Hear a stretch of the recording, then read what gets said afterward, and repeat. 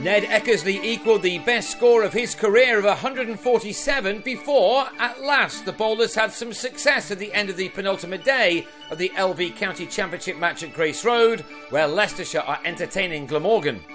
Only 3 runs had been scored on the third morning when Angus Robson, having added only 1 to his 82, lost his off stump to Craig Macheda. That ended a second wicket partnership of 171, Robson on his way at 204 for 2 in reply to Glamorgan's 513. All eyes now turn to Eckersley, who began his day on 81. It took him 80 minutes against some tidy bowling to convert that into the 9th first-class 100 of his career. This one had occupied 178 balls, of which 15 have brought the 25-year-old boundaries. It was an ideal start for a man who wasn't always at his very best last year after starring in 2013. Leicestershire supporters had by now had a first view at the crease of their new captain Mark Cosgrove, the former Glamorgan player. He was the latest batsman to look good on this surface.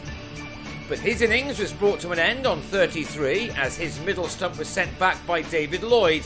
It left Leicestershire on 290 for 3, 223 runs adrift. That meant with 7 wickets in hand, the follow-on shouldn't have been an issue, but there may have been a few nerves after Neil Pinner was another to hear the death rattle, Dean Kosker the happy bowler this time. In came Niall O'Brien, and he and Eckersley were soon ensuring that any talk of a follow-on was unnecessary. The Irishman was quickly doing what he loves to do, and that's scoring runs against this opposition. Both the highest score of his career and his best for Leicestershire have been made against the Welshman. Eckersley, meanwhile, was eyeing up a record of his own as he closed in on his career best of 147, made a couple of years ago in Essex. He matched that, but was then out after failing to get fully behind this ball from Macheda, which both bounced and moved a tad.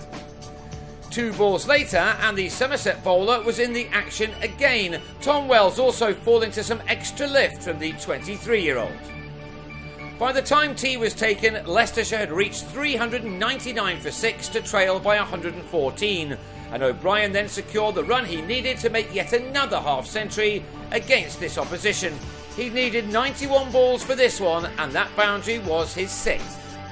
Leicestershire, though, just failed to earn maximum batting bonus points, the score reaching 392 at the end of 110 overs. They then lost their last 4 wickets quickly. On loan, Andy Carter wrecked Ben Rain's stumps before having Ollie Freckingham held by Kosker. Carter also saw the back of Charlie Schreck, the 5th man to be bowled on this day. The 6th and last being Atif Sheikh, as Carter ended with figures of 4 for 95 to see Leicestershire all out for 435 to trail on first innings by 78. O'Brien was left on 70. Suddenly there had been a flurry of wickets, and that continued late into the day. Schreck produced a beauty to have James Kettleborough caught behind on 13. O'Brien then grabbed a splendid leg side catch off Wells to see the back of danger man Jacques Rudolph for 15. And the Welshmen found themselves in a game on 47 for 3 when Will Bragg was hit on the back leg in front of his stumps by Schreck, who ended the day in high spirits. He claimed 2 for 10 from 7 excellent overs which may have given us a chance of seeing a positive result in this game after all. Glamorgan will go into the final day on 47 for 3, which sees them lead by 125 runs, with perhaps all 3 results now possible.